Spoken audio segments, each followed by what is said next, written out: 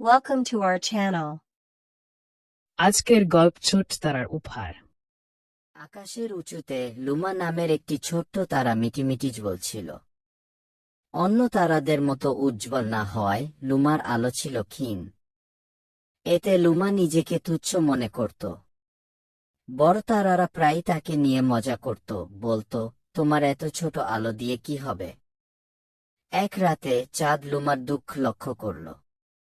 সে স্নেহভরে বলল, তোমার আলো এত ক্ষীণ কেন, ছোট্ট তারা? আমি এত ছোট যে কোনো পার্থক্য আনতে পারি না, লুমা উত্তর দিল। চাঁদ হাসল। সবচেয়ে ছোট আলো অন্ধকার জায়গাগুলোতে জ্বলে উঠতে পারে। চাঁদের কথা শুনে লুমা সাহস পেল।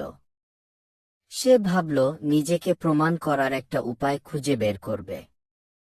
অনেক খুঁজে সে দেখল নিচে এক গভীর জঙ্গলে একজন পথিক হারিয়ে গেছে। পথিকটি অন্ধকারে পথ খুঁজে পাচ্ছিল না। লুমা তার সমস্ত সাহস একত্র করল, তার ছোট আলোটি জড়ো করে জঙ্গলের দিকে ঝালমল করে জ্বালল। পথিকটি উপরে তাকিয়ে লুমা টিমটিমে আলো দেখল এবং সেই আলো অনুসরণ করে জঙ্গল থেকে বেরিয়ে এল। আনন্দিত হয়ে সে ফিসফিস করে বলল, ধন্যবাদ, ছোট্ট তারা। এরপর থেকে লুমা উজ্জ্বল হয়ে জ্বলতে লাগল।